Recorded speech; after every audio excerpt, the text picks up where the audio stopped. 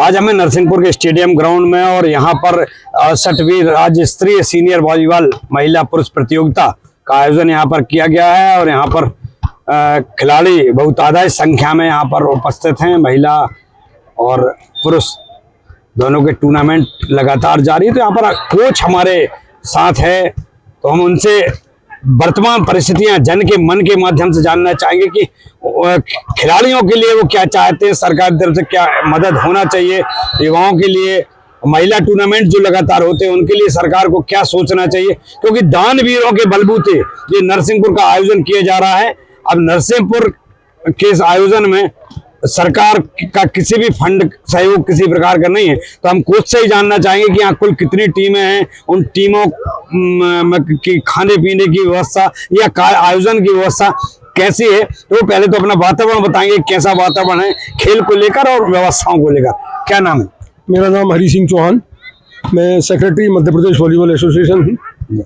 और जैसा आप कह रहे हैं तो यहाँ की व्यवस्थाएं बहुत अति उत्तम हैं, बहुत स्तरीय हैं। जी जी। रहने की, खाने की, ग्राउंड की सारी व्यवस्थाएं यहाँ बहुत अच्छी हैं। और उसका मुख्य कारण है कि यहाँ के जो ऑर्गेनाइजर्स हैं, उन ऑर्गेनाइजर्स की वजह से उनको पता है कि खिलाड़ियों को क्या सुविधाएं दी जाना चाहिए। सारी सुविधाएं यहाँ प्रदान की गई है। कितना जरूरी मानते हैं युवाओं को विकास की दृष्टि को लेकर खेल का जो माध्यम है, खेल का माध्यम चारित्रिक विकास का माध्यम है। खेल से चरित्र बनता है, खेल से भाईचारा उत्पन्न होता है, खेल से एकजुटता महसूस होती है। आप देखते हैं ग्राउंड में छह लड़के खेलते हैं, जब टाइम आउट वो रहता है, विश्राम का टाइम रहता है, तो एक ही गिलास से सब लोग पानी पी लेते हैं। वो एक बहुत बड़ा भाईचारे का माध्यम है और एक दूसरे को सहयोग करके अपनी टीम को जिताने का माध्यम है। कोई पीछे नहीं हटता। अगर कहीं लड़ाई झगड़ा हो जाता तो एक आ जाएगा, दो चले जाएंगे, तो ये यहाँ नहीं होता। हर आदमी अपना अपना पूरा जोर लगाता है। तो खेल के माध्यम से भारत के चरित्र का निर्माण भी होता है और खेल का स्तर भी आगे बढ़ता है। जन सहयोग और दानवीरों के आगे आने पर ऐसे आयोजन होते हैं। सरकारों की भूमिका बहुत अनदेखी कह सकते हैं, जिससे हम कि कहीं ना कहीं अनदेखी रहती है सरकारों की। तो इसको कितना उचित मानते हैं आप खेल के भविष्य को लेकर?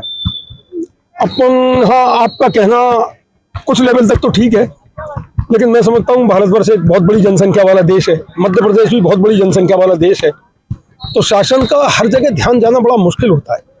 लेकिन मैं आपके माध्यम से ये कहना चाहूँगा, शासन को खिलाड़ियों को मदद तो करना चाहिए, खासकर नौकरियों में खिलाड़ियों को मदद करना चाहिए। अगर खिलाड़ी बेरोजगार रहेगा तो कोई नहीं खेलेगा। खेलेगा वही व्यक्ति जिसका पेट भरा होगा या जिसको रोजगार मिलेगा। इसलिए रोजगार की तरफ विशेष ध्यान देना चाहिए और इंफ्रास्ट्रक्चर पर काम करना चाहिए। मैं डिमांड करूंगा कि जिस तरह से नरसिंहपुर में आयोजन हो रहा है, यहाँ पर एक इंडोर स्टेडियम की शायद घोषणा की गई है, लेकिन उसके लिए अभी काम चालू नहीं किया गया। इंडोर स्टेडियम का काम चालू किया जाना चाहिए। जब तक इंडोर स्टेडियम होगा, जब इंडोर स्टेडियम होगा तभी हम खिलाड़ियों को नेशनल लेवल पर या इंटरनेशनल लेवल पर तैयार कर सकते हैं। और क्या सुविधाएं आप चाहते हैं सरकार के द्वारा जो खिलाड़ियों के भविष्य को तय कर सके? मैं आपसे और किसी गेम की तो ज़्यादा बात नहीं कर सकता, लेकिन अपने गेम की जरूर बात कर सकता हूँ। वॉलीबॉल के लिए जैसा मैं चाहता हूँ, नंबर एक तो उनके लिए, खिलाड़ियों के लिए नौकरी की व्यवस्था होना चाहिए। पहले नौकरियां दी जाती थी, रेलवे डिपार्टमेंट में दी जाती। चलिए, रेलवे तो सेंट्रल का है, स्टेट में आपके वल्लभ भवन में नौकरियां मिलती थी, उत्कृष्ट खिलाड़ी घोषित किए जाते थे। उसके साथ साथ में पुलिस में नौकरियां दी जाती थी।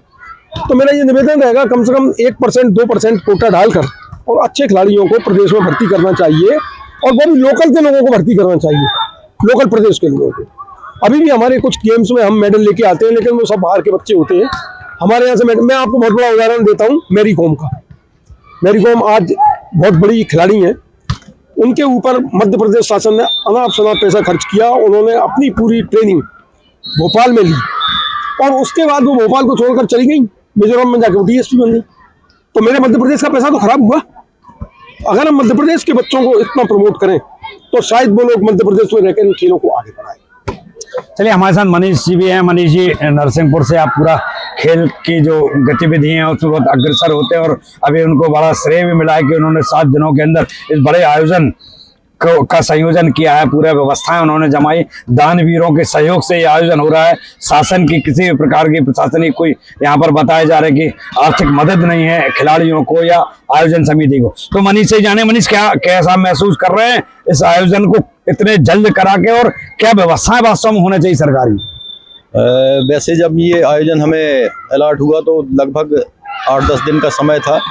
तो नरसिंहपुर का सौभाग्य ये है कि हमें 2-3 जनप्रतिनिधि ऐसे मिले हुए हैं। एक तो हमारे इस आयोजन के संरक्षक जालम सिंह जी पटेल, तेंदुखेड़ा विधायक संजय शर्मा जी, एनपी प्रजापति जी, और इन सब के ऊपर हमारे जो जिले के संरक्षक हैं माननीय प्रहलाद पटेल जी। इन सभी लोगों ने मेरे से ये कह के रखा है या हमारी टीम से कि नरसिंहपुर को जब जो आयोजन मिले, 8-10 दिन का समय भी होगा तो अपन तुरंत तत्काल बहुत अच्छे से करेंगे। व्यवस्थाओं की चिंता मत करना, मैदान तुम्हारा, बाकी व्यवस्था मेरी। तो मैं ये साहस रहता है। तो मैं शहर से प्रदेश वालों को कभी भी हम ये कह के रखे हैं कि जब प्रदेश में कोई आयोजन नहीं करेगा तो हमें बताना, हम तुरंत कर देंगे। तो प्रदेश हमारी जो कमेटी है उसका सहयोग भी हमें मिलता है, और हमारे जनप्रतिनिधि और हमारे नगर के उत्साही युवा, व्यवसायी, समाज सेवी सभी बढ़ चढ़ कर सहयोग करते हैं। शासन से जो कुछ ग्रांट वगैरह पहले मिलती थी वो आजकल बंद है, ये मिलने लगे तो कुछ और हम ठीक ठाक व्यवस्था कर पाएंगे। और जैसे जो अभी इंडोर हॉल की बात हुई, ये मिल जाएगा तो हम राष्ट्रीय स्तर की प्रतियोगिताएं नरसिंहपुर में करके दिखाएंगे।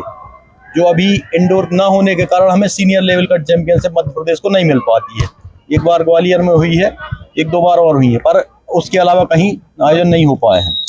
कितनी टीम यहाँ पर आई हुई हैं? अभी हम बात करें पुरुष या महिला? 48 टीमें पुरुष वर्ग की हैं और 35 टीमें महिला वर्ग की हैं। तो लगभग 83 टीमें हैं। और जूनियर भी हैं?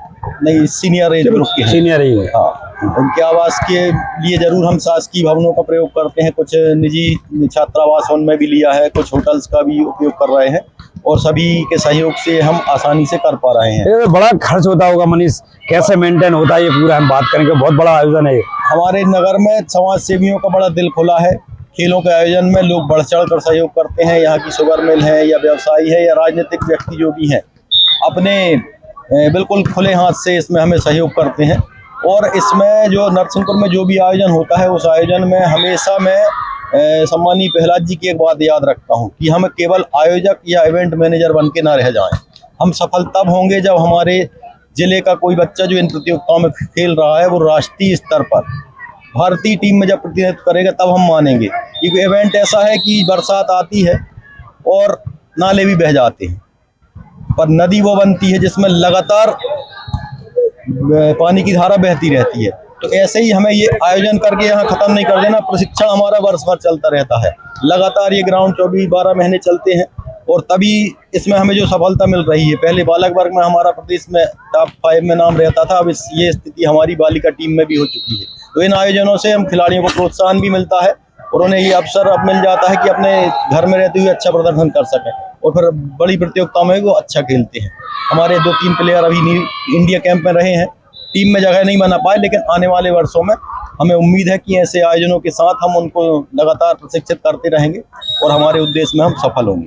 क्या चाहते हैं सरकार से, क्या मदद मिलना चाहिए इससे कि जो खेल सरकार से मेरी एक ये मांग है आपके माध्यम से, ये जो हमारा वॉलीबॉल छात्रावास है, इसको वॉलीबॉल एकेडमी घोषित किया गया था, पर एकेडमी में जो सुविधाएं जो अन्य एकेडमी है खेल विभाग द्वारा जो चलाई जा रही है उनमें बहुत अच्छी सुविधाएं हैं जो अभी नरसिंहपुर छात्रावास में नहीं मिल रही है। जैसे हमें एक अंतर्राष्ट्रीय कोच चाहिए।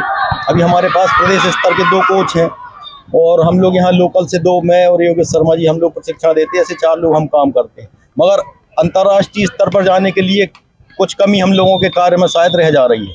तो उसकी पूर्ति के लिए हम चाहते हैं कि अंतर्राष्ट्रीय कोच की यहाँ पोस्टिंग हो, और ये जब एकेडमी अगर डिक्लेयर हो जाएगी तो कोच वो पोस्टेड यहाँ पे अपने आप हो जाएंगे, और यहाँ के खिलाड़ियों को बहुत अच्छा प्रशिक्षण मिल सकेगा जो हमारे प्रदेश का और देश पर में अपने खिलाड़ी नाम रोशन कर सकेंगे। खिलाड़ियों के लिए व्यवस्था की हम बात करते हैं तो सरकार के मंच पर, क्यों खेल विभाग भी है, खेल मंत्रालय भी है, इन सब स्थितियों में कितना मदद मिल पाती है, और क्या अभिलाषा है आपकी? बहुत अच्छी मदद तो खिलाड़ियों को नहीं मिल पाती है। जैसे अभी हम देखें कि जैसे हमारे स्कूल्स में जो गेम्स होते हैं उनमें जो डीए मिलता है छात्रों को 90 रुपया प्रतिदिन के हिसाब से मिलता है, और 90 रुपये में दोनों टाइम का भोजन और सुबह का नाश्ता वर्तमान परिस्थितियों में संभव प्रतीत नहीं होता। पर इस पर अभी किसी का ध्यान नहीं है। 1-2 बैठकों में ये बात मैंने भी प्रदेश स्तर पर रखी है, उस पर विचार चल रहा है। तो एक तो वो डीए जैसे बढ़ना चाहिए, और दूसरा जो हम लोग खेल संघ जो आयोजन करते हैं, इनको जो अनुदान बंद हुए हैं शासन के, वो अनुदान पुनः प्रारंभ होना चाहिए, जिससे हम अपने खिलाड़ियों के प्रशिक्षण की, जैसे अभी हमारे सेक्रेटरी साहब ने कहा कि हम कैंप नहीं लगा पाते, अगर ये कैंप लगाने का, उनके आने जाने का कुछ सहयोग शासन से मिलने लगे तो हम बहुत अच्छे रिजल्ट दे सकते हैं। चलिए, तो आप देख सकते हैं कि जन के मन के इस आयोजन में हम आज स्टेडियम ग्राउंड नरसिंहपुर में थे, और हम नरसिंहपुर के कोच हैं मनीष जी, और स्टेट से भी आए हुए हैं राठौर साहब, उनसे भी हमने लगातार बात की, तो उन्होंने भी जन अपेक्षाएं जाहिर की हैं कि कहीं ना कहीं सरकार यदि मदद करती है तो खेल को और बढ़ावा मिलेगा और युवा बढ़ चढ़ कर हिस्सा लेने के लिए तैयार है।